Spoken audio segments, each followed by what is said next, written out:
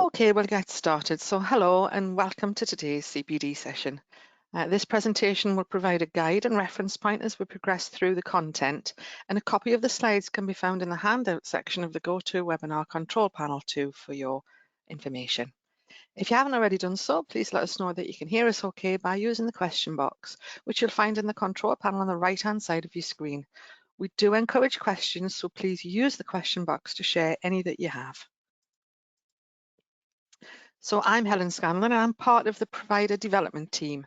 My background is varied. I have a vocational teaching background. I'm a literacy and numeracy specialist and I have teaching and assessing experience from a range of settings, including schools, colleges and private training organisations.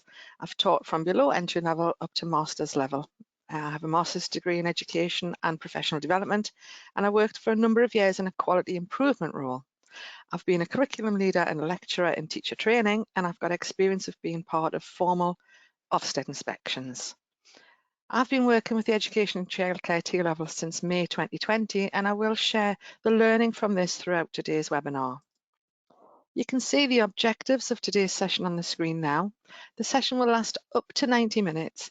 It's being recorded to allow all our relevant colleagues to access it, and of course you to review it afterwards if you need to.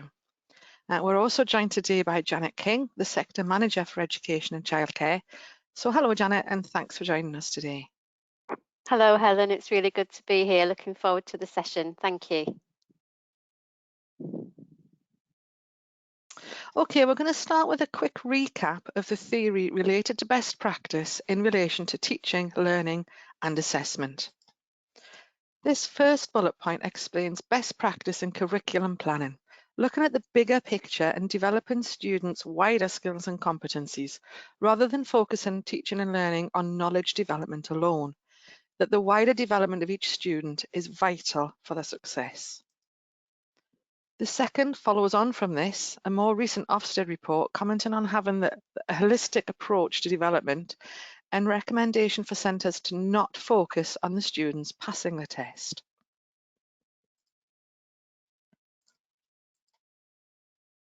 And then this final quote from the DFE T-Levels website tells the students what they should expect from their T-Level programme. That completion of the programme will allow them to progress on skilled employment or onto a higher level apprenticeship, and not only into higher education. The reference to skilled employment is one important difference between the T and A-level outcomes.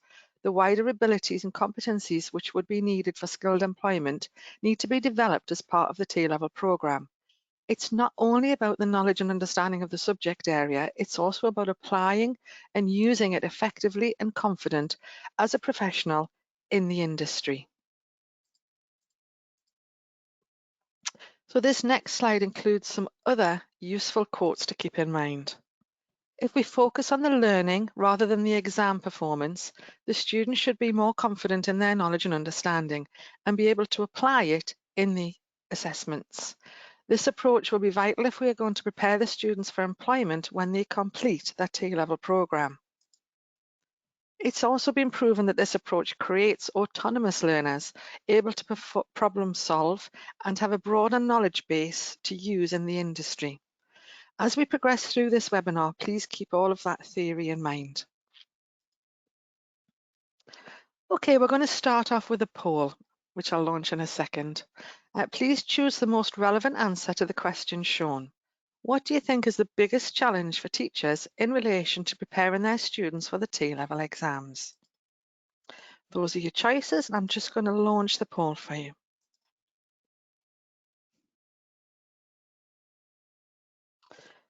If your preferred answer differs to the choices I've provided here, please choose the closest one to your choice and then use the question box to add any other different or more appropriate answers. This will help us to personalise today's session as much as we can.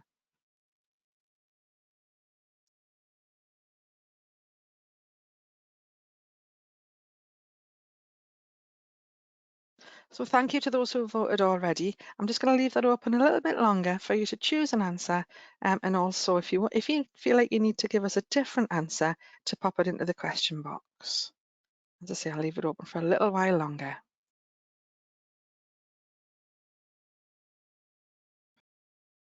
Okay, lovely, thank you. We've got 100% response. And there's a mixture between alleviating the students' fear of exams, but also of all of those points. So that's wonderful. I'm going to be using these answers as the basis of today's session, exploring strategies which could be used for each. Okay, moving on. We do have some questions for your consideration to help you to review your students' learning and support needs. So first of all, how aware are your students of their weaknesses or development areas? So firstly, they're subject specific. Are there any areas in particular they are weaker or stronger in? Are they keeping a record of the knowledge and understanding they're developing on the course and any development priorities? English, because exam reading and writing skills and competencies are different skills to everyday reading and writing. If they have limited exam experience, is there a plan for them to be developed and practiced whilst on the programme? And moving on to dealing with and overcoming the exam nerves. Although some nerves are helpful to bring out the best performance, students do need to know how to deal with and manage them effectively. I say managing their time, and this is both for revision activities, but also during the actual exams and assessment activities. And then finally, revision strategies. Which do they know of? Do they know how to use them effectively? And has the curriculum been planned with this in mind? Janet, I'm going to ask you to bring in any subject-specific points that I may have missed there. Thanks, Helen. I just think, some of the things we've got down on here, absolutely English, dealing with and overcoming exam nerves, managing time and revision strategies are excellent. And of course, we're relating all of that specifically to the subject. I think making sure that you're doing as much as you can in terms of promoting those metacognitive strategies, the ability to reflect, the ability to recognize, own learning needs and so on. All of that's going to help that personal growth. And then in those revision strategies, ensuring that there's as much collaboration with peers as possible, engagement with exam questions, knowing how something looks and feels is half the battle, I think, sometimes in sort of raising that confidence. Absolutely, Thanks, totally Helen. agree. Thank you. Yeah. Okay, so we're going to explore all the summative assessment activities for the Education and Childcare T level, starting with the core exam component.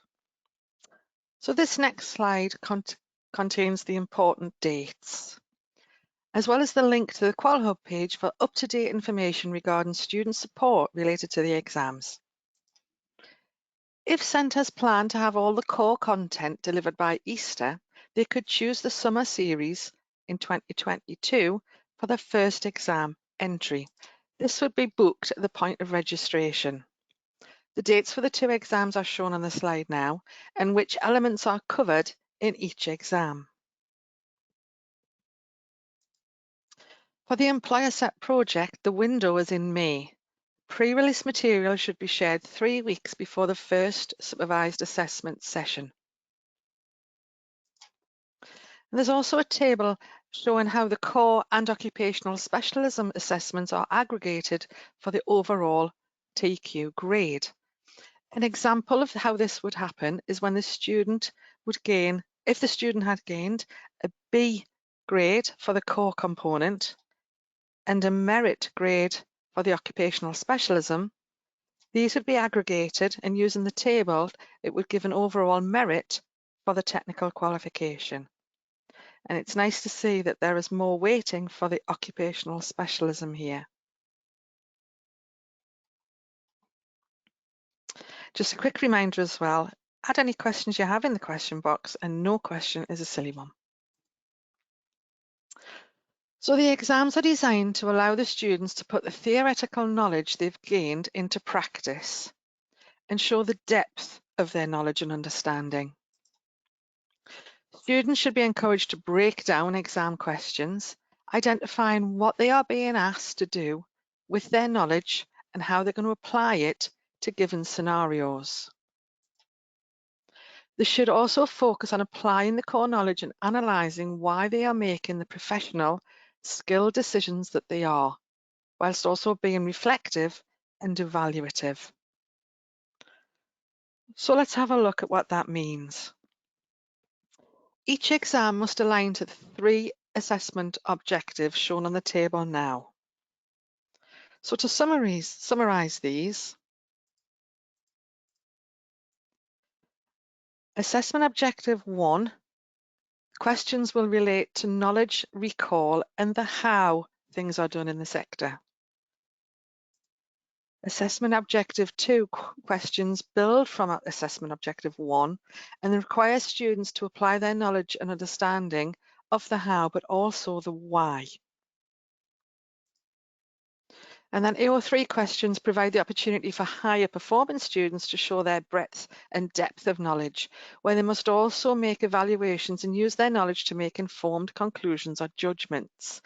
Analysis and justification is required here, and we all know that different students will be able to do this to different levels. So linking back to the overall purpose of T-levels, the overall strategy requires a clear focus, on the application, analysis and evaluation to ensure that the students are independent and work ready. So Janet and I will talk about those AO3 questions a little bit later on in more depth as well. So please remember to put any questions you have in that question box. So we're going to start with the first point made earlier in relation to your students' individual strengths and weaknesses. What are their hurdles? What strengths can they draw from? Have they been assessed, and what interventions have been or could be put into place? All students won't be highly motivated to revise and prepare for exams, and with the last 18 months may not have much or any exam and revision experience. So we'll need to produce some engaging activities and structure interesting tasks to motivate and engage them. How much exam and revision experience have they got? How do we assess and plan to address any gaps? How do we motivate them, engage them to get exam ready? Which brings us to the actual revision activities and how active revision techniques have more success than their passive alternatives. Having fun activities to get started and then moving on to tasks such as making notes on a topic, writing a summary of it, creating personal flashcards, drawing mind maps, as Janet said earlier, collaborating with others, teaching someone else about the topic, drawing diagrams if they're a visual learner, writing their own scenarios and testing their friends. Don't be afraid to repeat, redo and recover topics, as repetition is key for long-term recall. Revision for an exam could seem like a massive task, but as this philosopher suggests, it could start small and students should not let the big task overwhelm them. But where do you start? Could a study buddy situation set up to get them started? Perhaps providing an example revision routine, looking at easy wins to get them started and build confidence. Some days the students will feel like they could conquer the world, and some days they do need the boost of an easy win. It will probably be useful for us to remind them of this as well.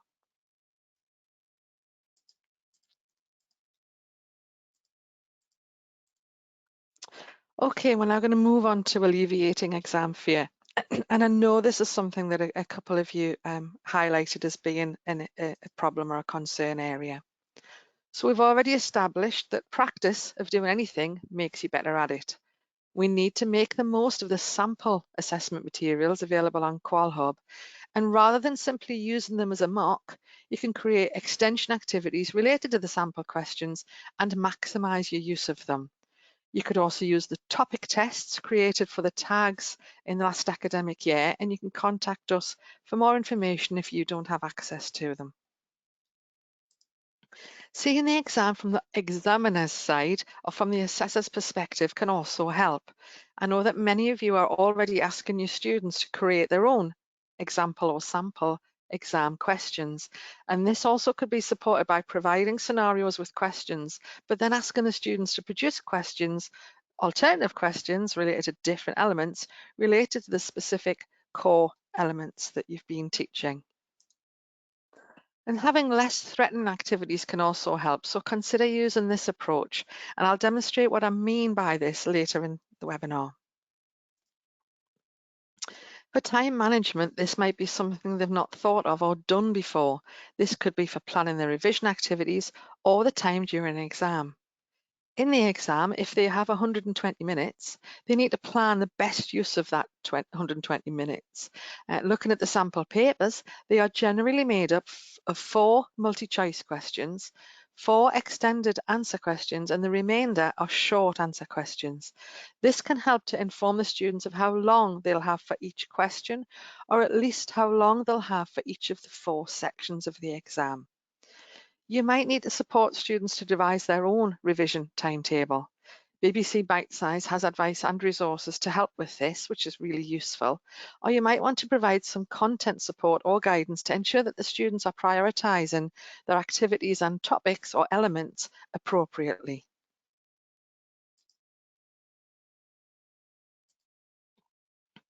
Okay, so the next issue relates to reading the questions properly, which can go wrong for the best of us, especially in possibly stressful exam conditions. So students should be encouraged to firstly read the exam instructions properly, something very often missed out or mistaken. Secondly, read all the questions carefully. Maybe you read through everything or focusing on one at a time. Each has its own benefit and students will prefer different approaches. They should be reminded to check how many marks are available, which I'll also come back to shortly.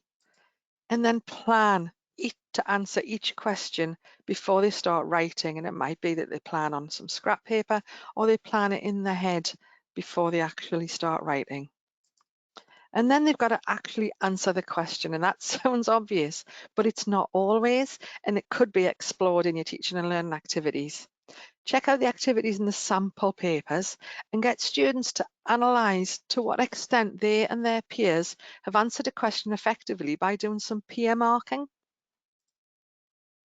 And then they could also consider naming the key thinkers or experts. This means getting the theory into it, as and when appropriate. And we would suggest this is most likely to happen in the extended answer question. And this is also part of answering the questions properly and carefully. So moving on to the students responding to questions, we're going to break this section up into 3 different types of question. And for multiple choice, there are a number of different approaches students could use. So first of all, they could read the multi-choice question in its entirety before they look at the answer options. There's an example on the screen now. Without the options there, does it make you think differently? Can you answer that in your own mind first? So have a bit of a dive and think about what might be the answer before I show you the actual choices. So multiple choice questions are more about eliminating the wrong answers. Read every answer option. In the example here, you've now got them. And using our existing knowledge, we can probably discount B and C straight away because they're very small countries. And then it's just a process of elimination. So the answer here is D, just for information. So teachers can use a range of sample questions to explore this process and increase students' confidence in choosing the correct answer from their own knowledge base. As I said earlier, this is something I know many centres are already planning to do and are doing. Asking their students to write their own multiple choice questions allows them to explore their existing knowledge when providing the answer choices, especially ones which might be correct, to get them thinking more deeply about topics and elements.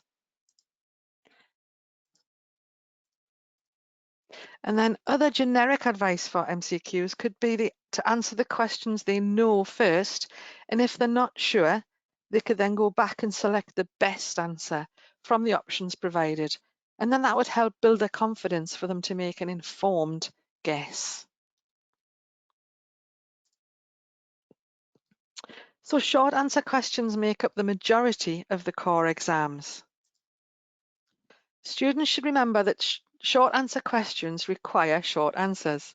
The marker is looking for very specific points in the answer, and it's going to be a huge waste of time and effort to add extra information that's not actually asked for.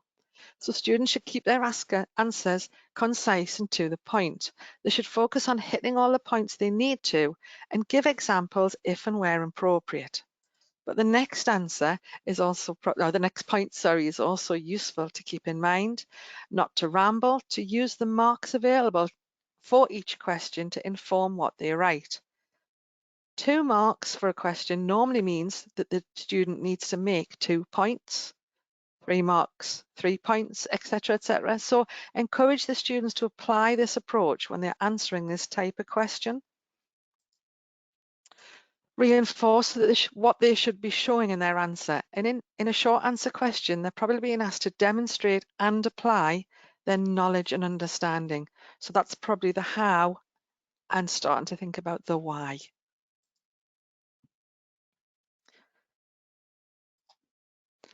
Taking note of the important words and phrases in the question is also important.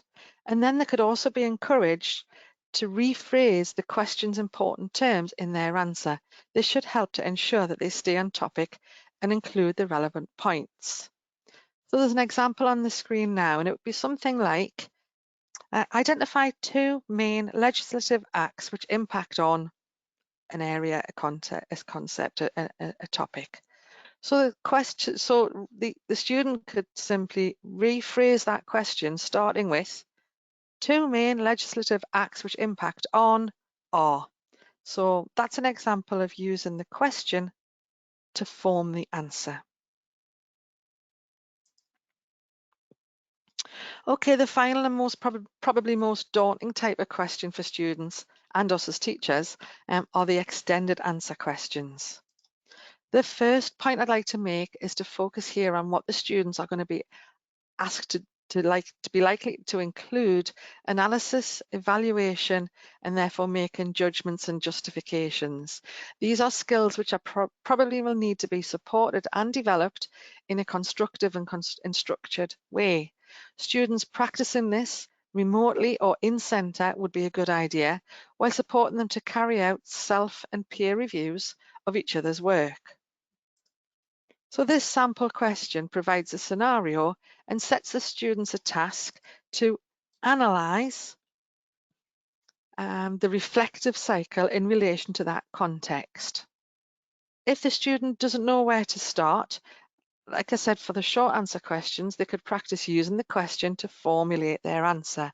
With this example here, they could start off by explaining how Mohammed would use the stages of the cycle, as applying the theory to the scenario should help the students to go on to analysing its effectiveness.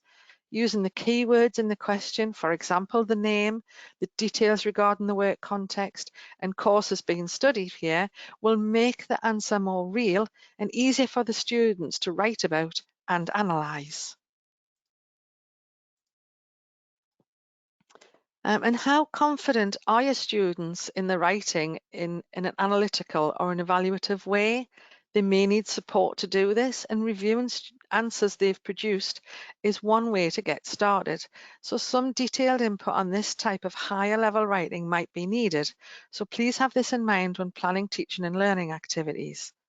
But if they're not confident in doing this, please also still encourage them to respond to questions using the lower level action verbs. They'll still get marks for doing some of this in the exam, so encourage them to also explain, identify, etc.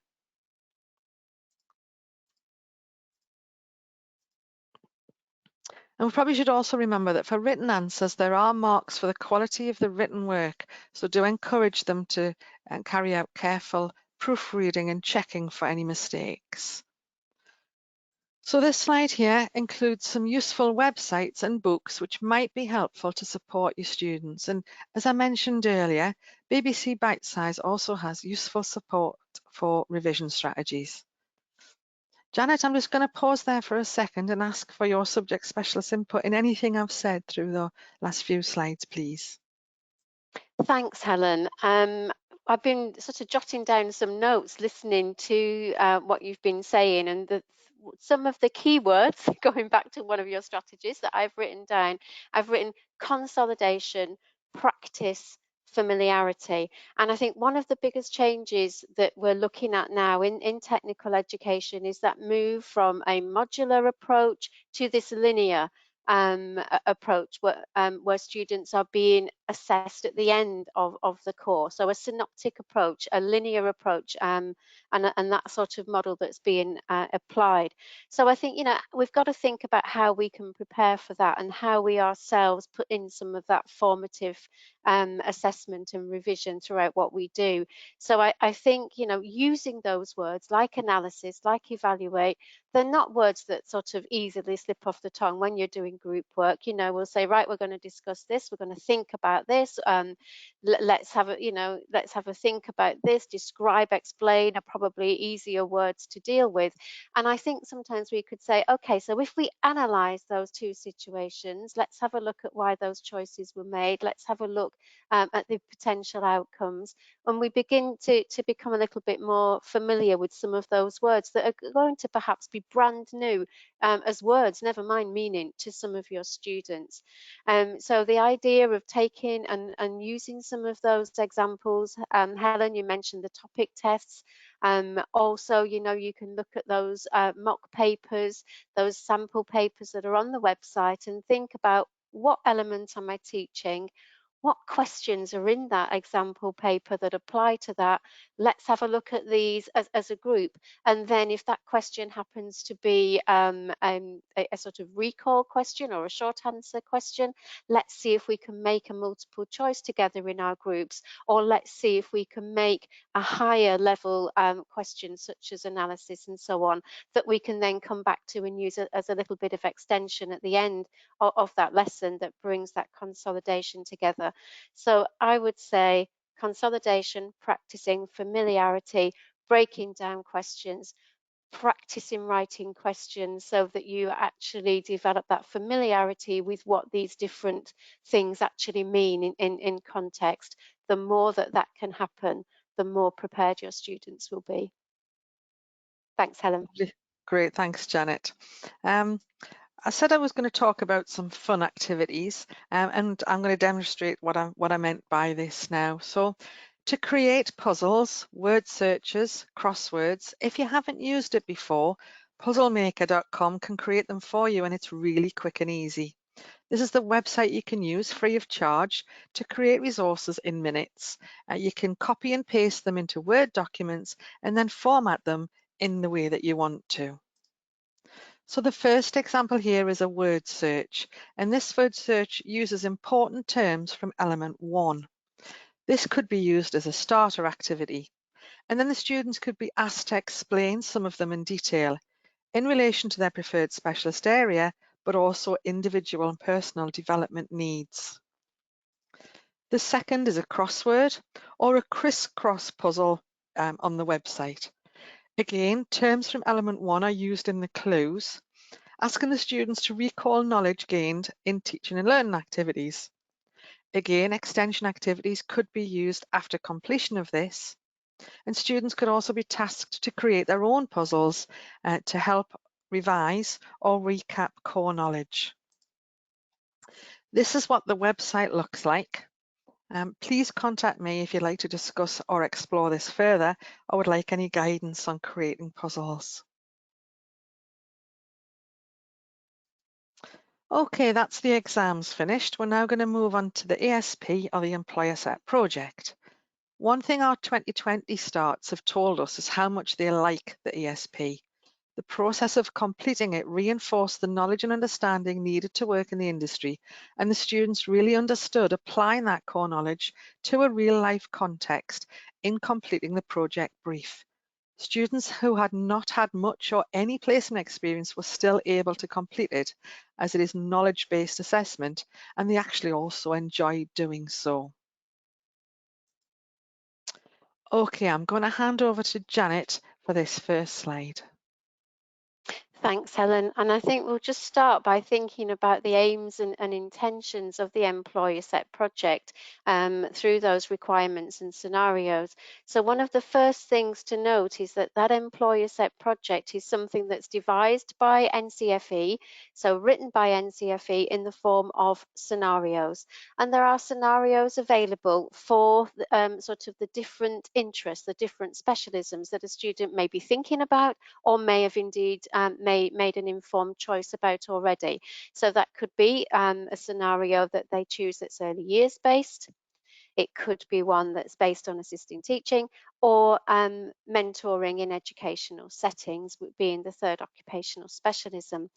It doesn't matter if students do follow a scenario that is not, that doesn't become their informed choice. There's always opportunity to be able to choose your occupational specialism in before you actually start that element, that part of the qualification, sorry. So what's important to note then is, as Helen has said, the students are applying knowledge.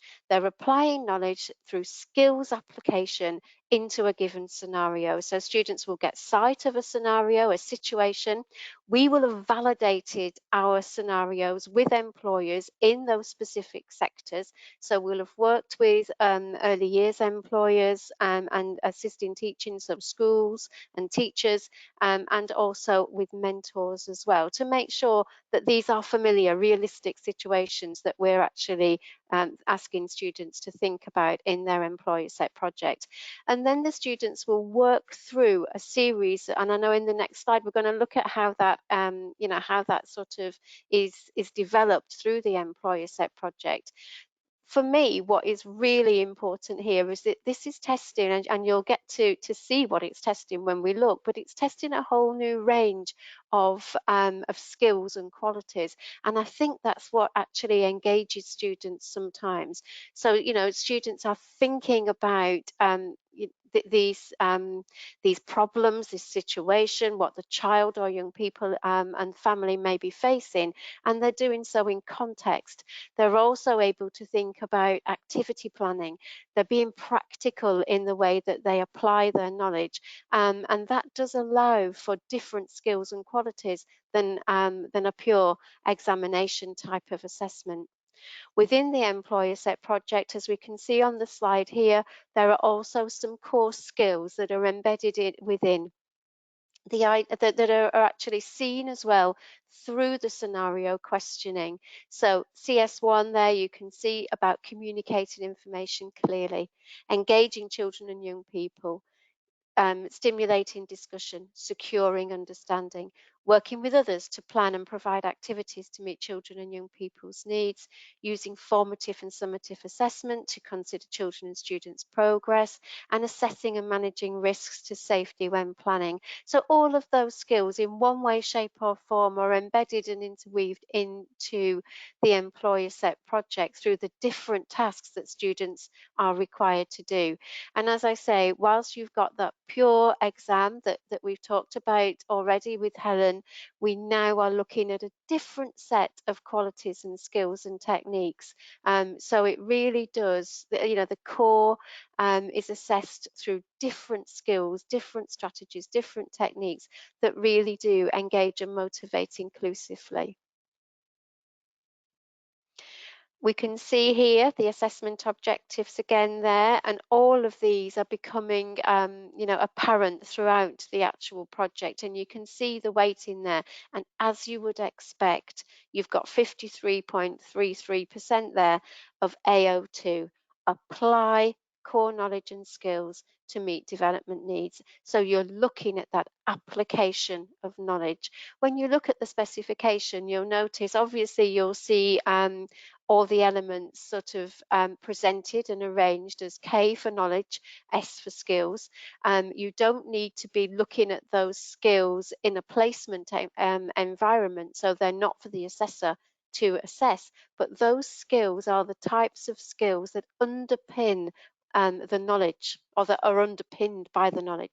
So the students are gaining all of that theoretical conceptual understanding, and they will also then be prepared, if you like, to be able to practice those skills in a familiar or unfamiliar situation, such as the scenario. So some, not all, but some of those skills that are in that specification will be aligned to the employer set project. So it's good to be aware of that and think, okay, so that's the sort of skills that the knowledge is trying to ascertain and achieve. Thanks, Helen. Great, I love the detail and the subject specific slant that you bring to things. So thanks for that, Janet. Really useful. Okay, so the 12-hour project is made up of 4 distinct tasks. Some of them contain multiple elements. As Janet said, there are 3 contextualized versions of the ASP, and the students will complete the version they are planning on completing their occupational specialism in. But don't worry, if they change their mind before starting year 2 of the programme, they can do that. This slide will provide a step-by-step guide to the ASYP tasks, and this starts with a student research-based activity that will be based on pre-release project information.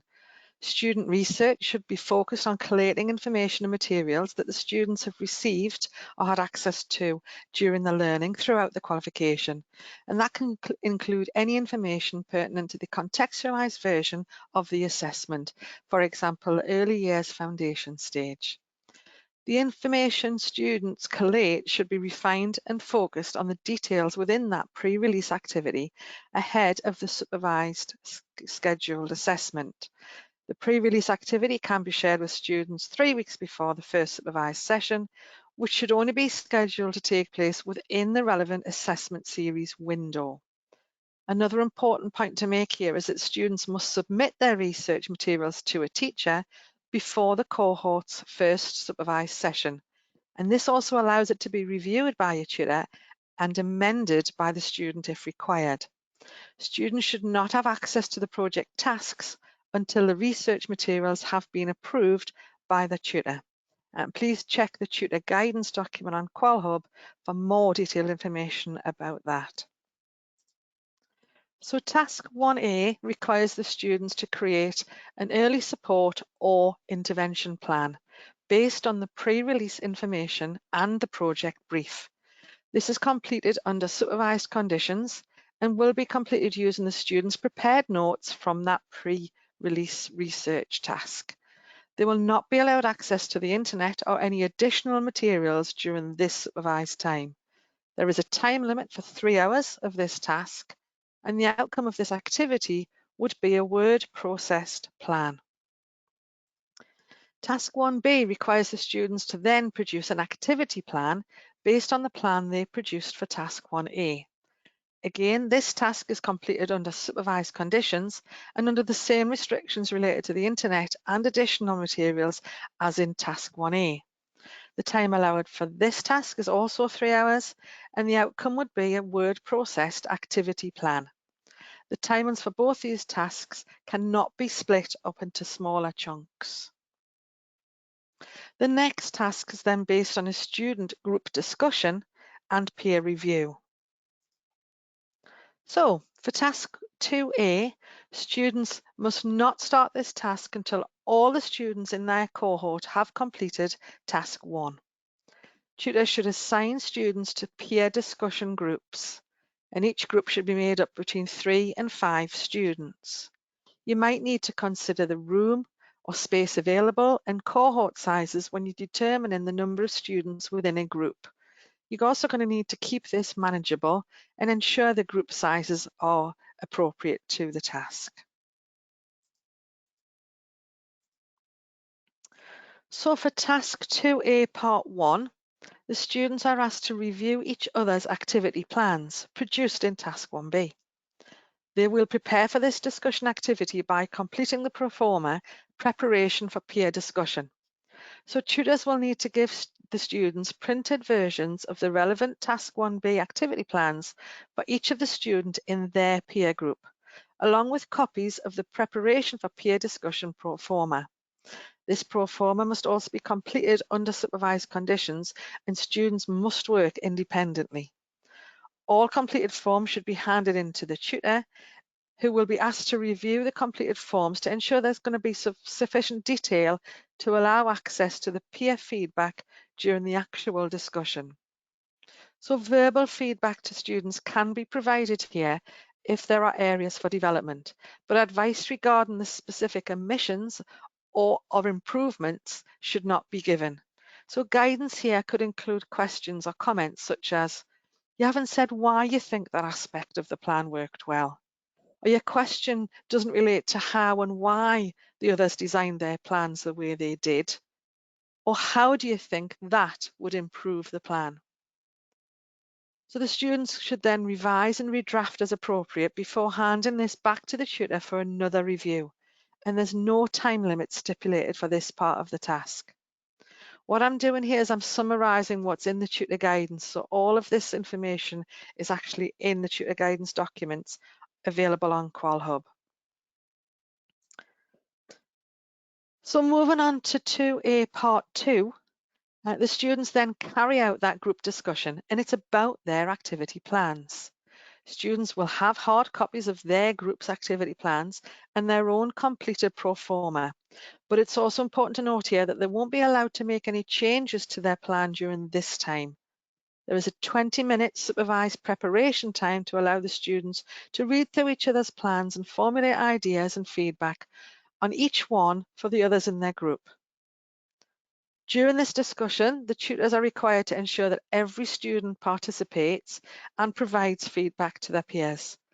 This might mean providing some prompts, so tutors may need to also have copies of the forms available to them too during this time.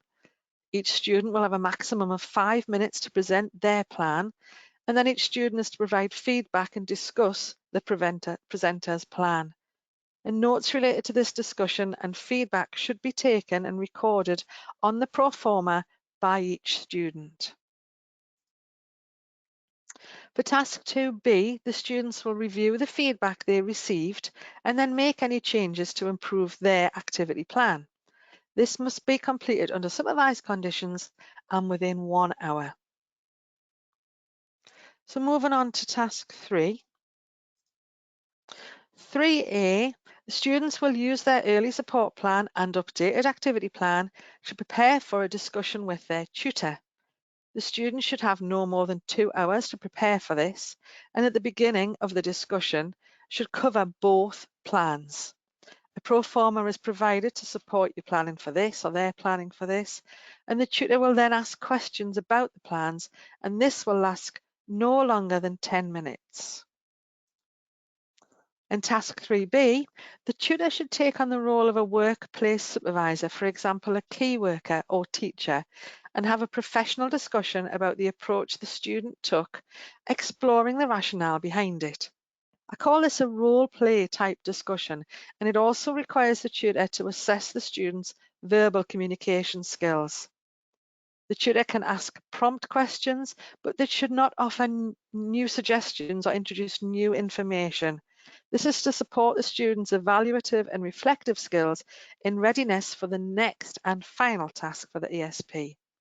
Example questions tutor might use are contained in the tutor guidance document that I mentioned earlier, which is available on QualHub.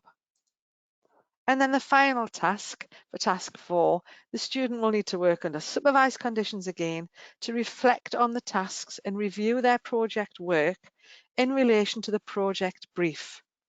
And they're allowed up to 2 hours for this task. We're going to have a brief look at some of the sample pre-release activities and the sample briefs now.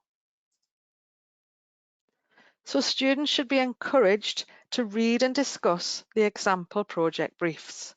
Explore what's there, what's not there, and where they might focus their independent research activity. For this first example, this might include what level of progress a 37-month-old child would be expected to have made, and what factors might impact positively or negatively on a child of this age. The bullet points shown here as well also shows what the student must consider. So it would make sense to practice using these points, include them as factors related to research in relation to the scenario, but also they could bring in other scenarios. Students can have their research notes reviewed by the teacher. So this is another area that they could practice and receive feedback on to develop their academic reading and research skills, but of course also their confidence. So that first table there shows you the sample pre-release activity that the students would be given 3 weeks in advance, and that's what they would base their research on. What would come next would be more information about that young person or child and the project brief this time. So this is what would be given to the students at the start of the first supervised session. Students then would need to practice reviewing this extra information and how the research they did applies to it. Teachers could also ask the students to create their own pre-release material and project briefs using examples from their experiences, either personally or from a placement if they're on an industry placement, ensuring that all personal information is anonymised. And they could create their own scenarios and briefs for each other to do, and then review each other's work and practice all the things they're going to be expected to do in the real life ASP. So I've also got samples from assistant teaching. So the same bullet points provide guidance for consideration. So across the specialisms, you have the same bullet points for consideration. So students can explore the information provided to see what's there, not there, and how they could use this analysis to base their research on. The same activity suggested on the previous slide could be used for the students to practice applying their knowledge to an ASP. Classroom learning activities could explore the type of information contained in it, how to respond to it, and carry out research related to it in preparing for the summative assessment activity. And there's also the same information for the supporting and mentoring specialisms. And again, everything we've suggested so far, apply it to this contextualized project as the others. And you'll see that the considerations are slightly different for the supporting and mentoring specialist ASP. So all the documents the students will need to complete for the ASP are available to you on QualHub. We would suggest, therefore, that students practice completing these using scenarios from their placements or personal experiences. You could ask the students to create their own pre-release information and the project briefs for each other to complete. You could also involve placement staff or mentors or supervisors to ask them for scenarios or ideas that you could base practice activities on. All of that will allow them to prepare effectively for the ESP, while also making clear links of the theory learning to practice, which will also obviously help to consolidate learning and reinforce knowledge and understanding. The link on the screen there now is the link to that page that you can see to use those documents. So for early years educator and supporting and mentoring students, there's an early support plan pro forma available as a Word document for you to use. For assistant teaching, there's the same for the intervention plan.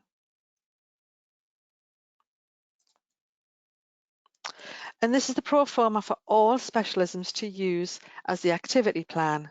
And we've already mentioned some of the strategies which could be used to prepare students for this assessment activity, but let's spend a little bit of time now focused on that.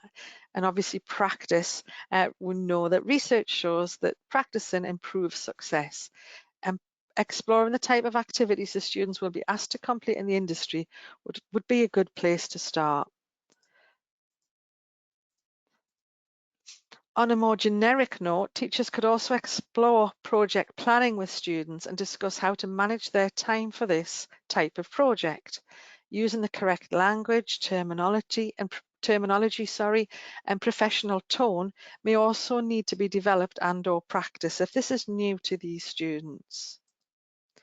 So looking at, analysing and evaluating completed plans would also be useful to do in groups, pairs or individually. Exploring what makes a good activity plan would be useful, and although this assessment activity is designed to assess knowledge, real examples from placements and discussion of their success would help to keep putting that theory into practice. Pairing students up to share placement experience and facilitate peer learning in preparation for this would also be useful. As mentioned, we already have access to the pro formas, so students practicing completing them would obviously also be useful. You could have some completed examples for discussion and review with models of good and bad practice to develop the students' understanding of what's going to be expected of them. Group discussions are something we already use to support learning, but having specific discussions which mirror the ASYP tasks are also going to be useful in bringing students skills and confidence for this and developing it. Have some fun with the role play here. You could have the students acting as the tutor and vice versa for some of them. So mix it up a little bit and share the fun, share the joy. So moving on to giving and receiving feedback. I know in consultations, centres are working on this with their students, and I would suggest also having specific feedback input related to the ASYP, using the example plans, etc. already mentioned. Students may need support and guidance to help them to provide feedback to each other in a professional manner. And I know when I was 16, I would have needed some input on doing this. I know reflective practice is included in the core content, so an extension of the learning activities being facilitated to include specifics related to the ASYP tasks are going to be useful here. Students could carry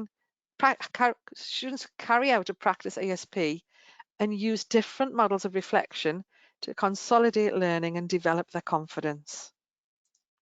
Which brings me back to my final point, back to being objective and evaluative.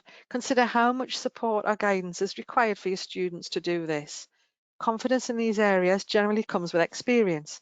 So teachers may need to plan in specific activities which support the development of skills and confidence levels in these areas. Being objective, supporting students not to give or take criticism personally, but also phrasing the feedback to each other in a positive and professional manner might be something some of or all of your students would benefit from. Practice here in a safe and supportive environment may be needed. Janet, I'm going to come back to you for some subject-specific points in case I've missed anything important. Thanks, Helen. I don't think you have missed anything important, but just to sort of consolidate, really, what I would say is we talked at the beginning about those different techniques that are being applied here, and I don't think we should underestimate them. So whilst, you know, traditionally and typically we might find that exams and that approach to assessment is raising a different sort of anxiety level, perhaps, what we shouldn't do is underestimate and take for granted the confidence and the skills that students will have in planning, in discussing, and especially in peer discussions, because what we tend to do as human beings, we gravitate towards a social group, and it could well be that that's not the group that you actually are being put into when you're having your professional discussions that take this role in assessment. So moving students around, nobody likes it. I don't like it, but nobody likes being sort of put in a group they're not familiar with, but having some experience of working with others.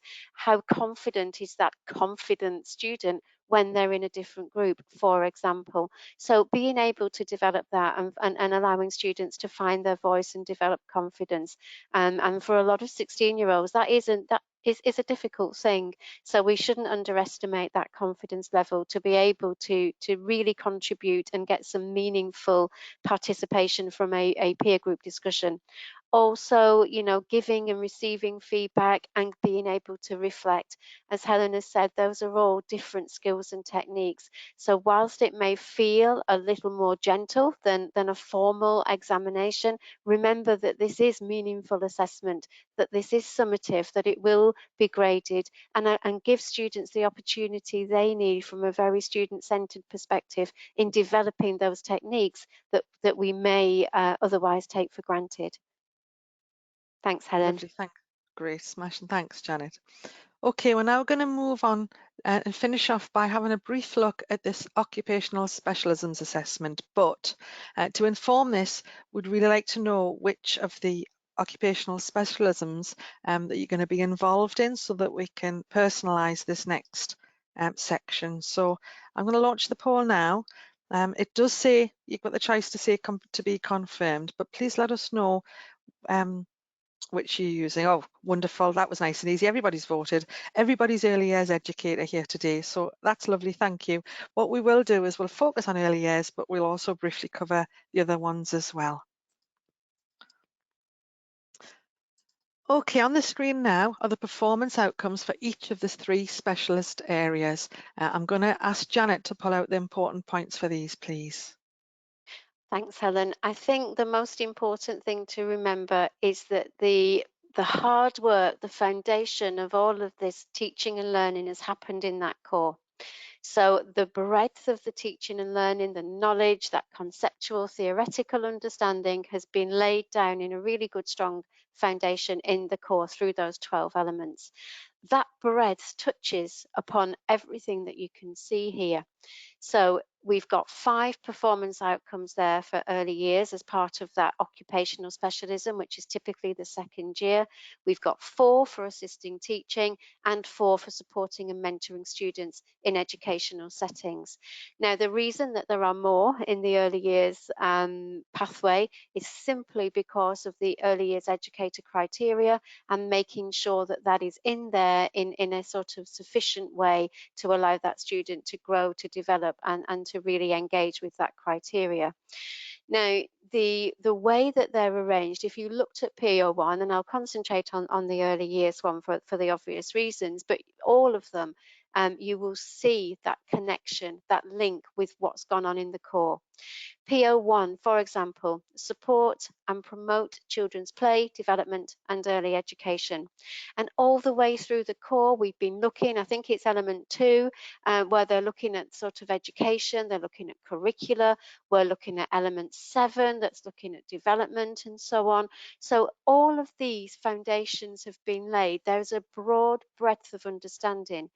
Now we have the luxury, I think, to wallow. I'm going to use that term, Tina Bruce's term or Janet Morris's term, in terms of wallowing within these performance outcomes, because this is the opportunity to really contextualize, support and promote children's play, development and early education. Let's really engage with the 0 to 5. Let's really think about that pedagogy, the influences to that, the way that children are influenced is the factors that impact development and so on, and really contextualize that.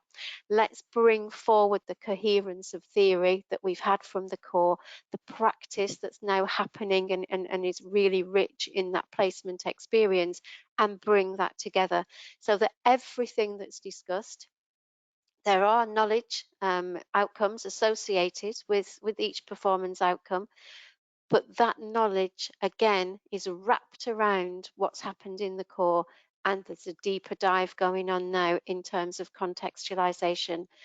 That gives you, with careful planning, that gives you some time to really enjoy and engage with these performance outcomes, to allow some time for practical activity, to allow some time to really engage with this readiness to work or this readiness for further study in this particular discipline.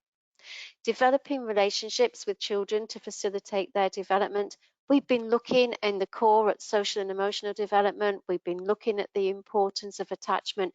We've been looking at the importance of esteem, friendship, social groups, and so on. all of that is now coming together with real examples of how students have seen that taking place in their placement experience, opportunities to look at case studies, opportunities to put all of that rich learning from the core into the contextualization of early years assisting teaching or mentoring as appropriate. Plan, provide and review care, play and educational opportunities to enable children to progress.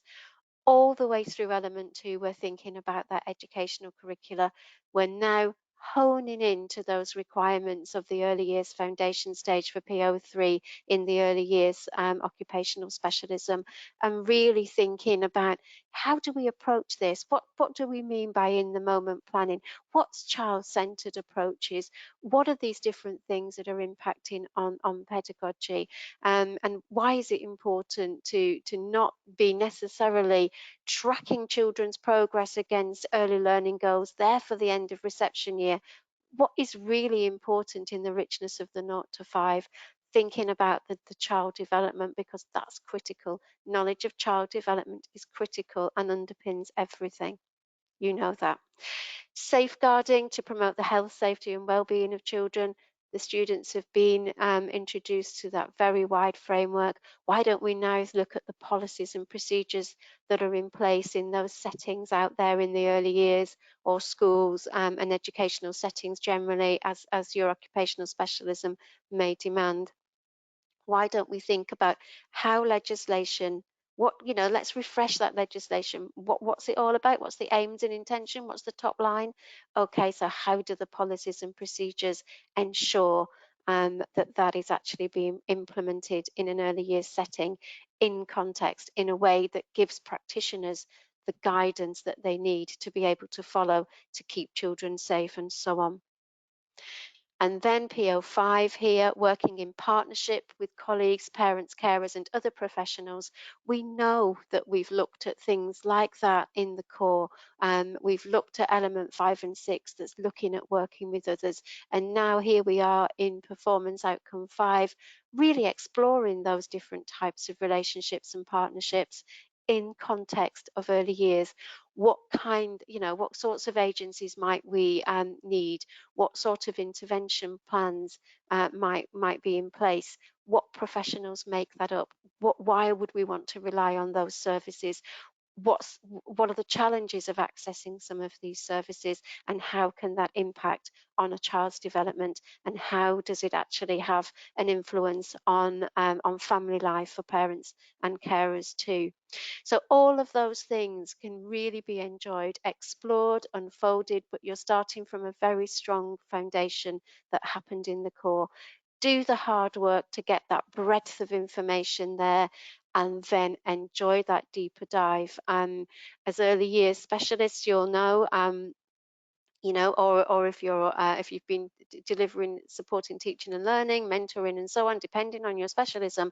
In this particular case, I know we people on the webinar at the moment are early years specialised, and in that particular case, this is what you're going to enjoy. Really enjoy it, and make those connections back to the core, and enjoy the contextualization and the freedom to be able to think about that coherence between what's going on in the students' placement experiences with the performance outcome requirements. And it's exactly the same with the assisting teaching and the supporting and mentoring, of course. So be mindful of the requirements, follow the knowledge for the performance outcomes, but also make those connections to the core. We have mapping documents that allow you to have insight to that, so you could actually refer to, do you remember when we did this particular element, and so on, and that will give you hints as to those main points as well that have been that sort of link back to the core. I hope Absolutely. that helps. It does, Janet. That's fantastic. I love the way you make the occupational specialism come to life, but make those links to the core. So in year 1, the learning can be contextualized to the specialism, and vice versa in year 2, the specialism learning refers back to the core knowledge and the depth and breadth of it and how it applies. So excellent. Moving on, I know the assessment for occupational specialisms, the formal assessment, I should say, doesn't take place until year 2. We do encourage people to start assessing in year 1 if need be. So I'm going to ask you to talk through that, please, Janet. Yeah, absolutely. So let's have a look at the early years educator. So as with the core, we know that students are doing those 12 elements. They are then going into 2 examinations, paper A, paper B, and then they will also be engaged in an employer set project. We know that. We also have learned from Helen about the grading system here. So in the core, let's remember they're going from E to A. They're in that sort of grading structure. When it comes to the early years educator, you'll remember, well, any occupational specialism, in fact, you'll remember that Helen pointed out the pass merit distinction in that grid. So all of the assessment now is going to be subject to that grading structure, pass, merit, or distinction. And that's because of those competencies that are involved in this, and that coherence of theory and practice, which it's threaded all the way through these 3 points of assessment. So what will the student need to do? How are they going to be assessed? It's important to appreciate that. So one of the first things that they will be assessed on is planning educational activities for individual needs. So students will be given some, again, like sort of an insight into what's going on, what are the needs of a child, and then the student will be planning activities to support that child. So thinking about the child's interests, thinking about any specific needs that have been highlighted by the key person, for example, in this context. And then we're planning and thinking about, sort of how to plan for that child's interest. And in this case, specifically to allow for experiences that will help that child's needs. So the student, yes, they're going to be doing that as a sort of supervised, controlled session, but they'll be able to gain so much from their experience of planning. And knowing that these sorts of activities, the planning activity, for example, knowing that that is going to be something that will be formally assessed, gives you the heads up as tutors and assessors to actually think, okay, I need every now and again to be thinking about planning. I know they've had a go in the employer set project, but now it's about keeping that going in this context and making sure that students are able to reflect on any of the activities and experiences, albeit in the moment planning and spontaneous, in line with the EYFS, that student has experienced in their setting, talking about that, bringing that back into the setting and having those rich, into the classroom and having those rich conversations. So the first assessment, the first assignment is based around planning. Now, assignment 2 there, you can see straight away that that's split into 2 parts. And that's because we're talking about the early years educator criteria that must be achieved in order to give that that sort of transition over to the workplace, that competency in practice, often referred to as a license to practice. So part 1 of assignment 2, although that is part of an occupational specialism, you'll be able to find that criteria on the website, and of course you can ask for details of that and we'll be able to help you as well. But you can start assessing students in their placement with assignment 2 part 1 as soon as that student starts placement. And that's important because whilst we're talking about pass merit distinction for assignment 1 and for assignment 3, for assignment 2 part 1, the students will just build that portfolio. They will be observed. They will be able to have discussions. So this is about the assessors from the provider, from your school or college or training provider, and actually making those assessment decisions, looking at observing the student against the competencies, and also using professional discussion. So there is a book for that. There's a handbook to help you with that. In part 2, the structured observations, they do take part in that second year because these are structured observations that are subject to grading, so pass, merit, distinction.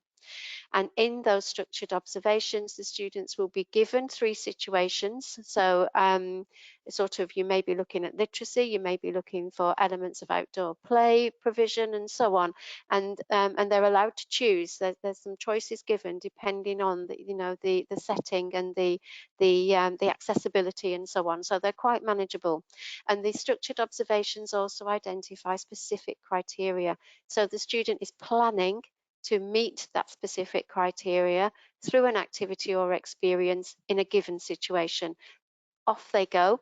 Then this is subject to, again, the assessor making that decision, pass, merit, distinction, lots of guidance and lots of moderation support with that.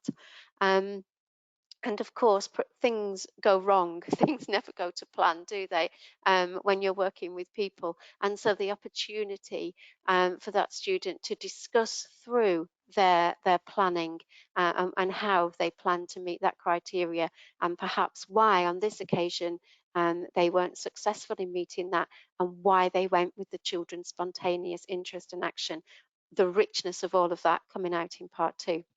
And then in assignment 3, you've got observation and assessment of children in settings. So students will be asked, in fact, to look at observation.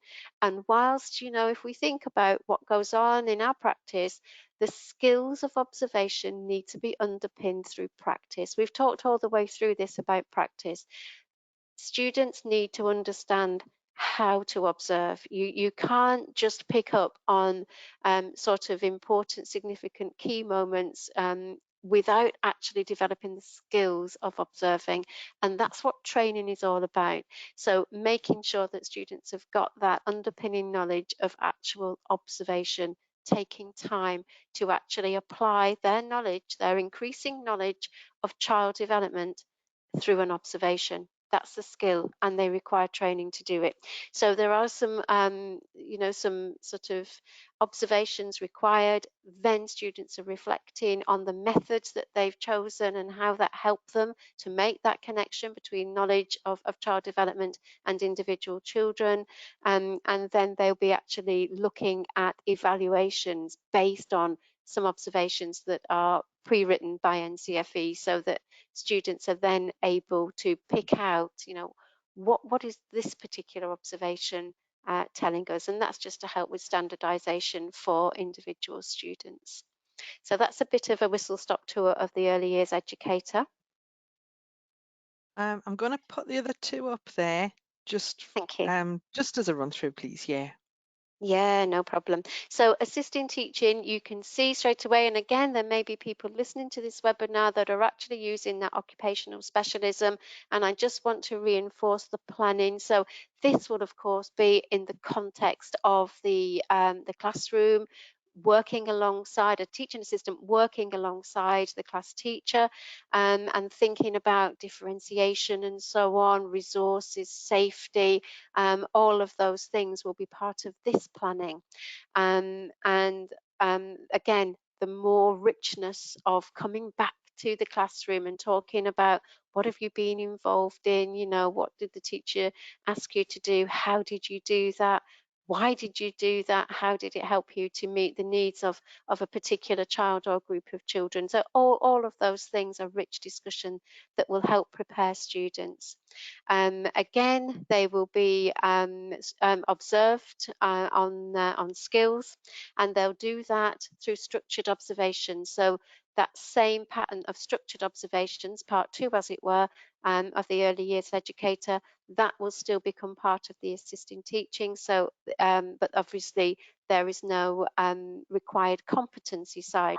So students will just do those 3 structured observations. And then they'll be looking at analysis and evaluation of case studies. So it is a skill of observation, but it's a skill of, again, knowing about development and identifying need and being able to reflect on that in terms of action required for intervention. And the same there with supporting and mentoring. We're looking at session planning, and that may be academic or pastoral. There'll be some simulated mentoring sessions that the students will be asked to take part in. And then again, similar to the assisting teaching, there'll be some analysis and evaluation of case study, and perhaps taken from more of a sort of reflective account through a pastoral or academic progress report and so on. Lovely, thanks for that, Janet. I'm just going to reinforce that we are available here to answer questions as well. So if anything at all has popped into your heads as we've been talking today, please pop the questions in the chat box, the question box for us. I'm just going to do a double check that I haven't got any outstanding questions. I know one question that we were asked earlier that I haven't mentioned yet is the opportunity for resits. Do you want to talk about it, or shall I? Oh, I'm fine to start it off. Perhaps we can join in together. So resits are available, and there's exam schedules, submissions, and so on that tell you about when the timings are. So there's a timetable. I'll get to the right word eventually. There is a timetable for the examinations and the submissions. So yes, you can resit. There are costs implied, I think, aren't there, Helen, for Yeah, there the are different reset fees, yeah. yeah, reset fees. And also be mindful that when you're taking the core and the employer set project, they are seen as a whole. So you will resit all of those components should a student wish to do so. Is that correct, Helen? Yes, I believe so. Okay, and also that same implication in terms of resitting, assessment in one, as it were, seeing them as a whole, also applies to the occupational specialisms too. Yes, and students also have up to 2 years after completing the programme to resit as well. The resits don't have to be taken within the 2-year programme. They can happen up to 2 years after the programme's completed as well. Right, and Thank no you. more. And I think, Go on. sorry, Helen, I was just going to add the only thing to note is, of course, if your students are coming onto the programme without their English and maths at level 2, because it's a requirement at exit and not entry, just be mindful of that as well, because that's something that will need to be considered in terms of full completion of the T-level programme. Lovely, thank you. I'm just going to go to our last poll then. We would like to ask, how do you feel your confidence level now stands with the summative assessments for the TQ? On a scale of 1 to 10, 1 being low and 10 being high, could you please let us know where you would rate yourself with your confidence after attending today's session, please? Wonderful, we're nearly all there. Excellent, thank you. And we've got high levels of confidence, so that's brilliant. We're up in the 7s and 8s, so that's great. Well, if you do have any questions, please remember that we are here now to pop them in the question box, or we're available afterwards via email or your account executive. I have like to share here the references that I've used in today's session, just so that you can refer to any of the documents that we've used. I'm going to leave that up for a second. I'm going to ask you as well, as you log out, you'll get an automatic link to an evaluation for today's session. Please could you take a minute to complete it for us, because we do actively seek your feedback to adapt our sessions and our approach just to make sure that we're meeting your needs. So that was just a little plea to fill in the evaluation form. Janet, have you any final points you'd like to share, please?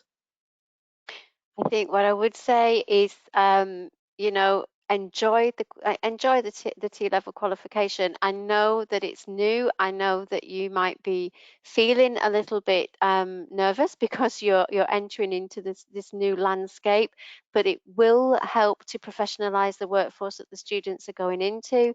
It does give all students inclusive access to that progress because of that range of grading structures and so on. And yeah, embrace it, enjoy it, be confident, and your students will be confident too. Absolutely, and I think the message from our 2020 providers is that what they wish they'd known this time last year was that the industry hasn't changed just because T levels have been included. Yes, we've got a more academic formal route, but as Janet said, it is more inclusive. You do have the freedom to shape your programme and deliver it in the way that you and your students need it to be done. I think that not having to constantly mark ongoing assignments and projects opens up the teaching and learning opportunities and gives you the freedom to do what you'd like to do. So have the confidence that you know the industry, you know the sector. Janet and I and the providers development team are here to support you with anything that you feel you need support with. So as I say, we do ask for your input, but overall feedback from Wave 1 Star providers was not to be afraid of it, embrace it and really enjoy teaching it. We hope that we've inspired you to help use the positives and strategies for the assessments to actually develop your teaching and learning activities as well. If you get the teaching and learning right, the assessment should follow automatically and fall into place quite well. So please keep using those practice and consolidation activities that we've been talking about in the session today to create the best programme you possibly can. And if you enjoy it, your students are more likely to enjoy it as well. So thank you very much for your attendance and input today. As I say, this has been recorded and will be made available at a later date. You've got access to the slides and all the information in the handout section if you want to get that downloaded before you log off. So until next time, please stay safe and well, and thank you very much. We look forward to you to working with you further. So I've just noticed a question's come in, so I'm just going to check. Really enjoying delivering the T level. Thank you so much for that. That's brilliant. That's Anything else lovely. at all, Janet, do you want to say? I don't I'll think give you the so. final Just word. we're recording this on a Friday, so what I will say to everybody is have a lovely weekend and thank you.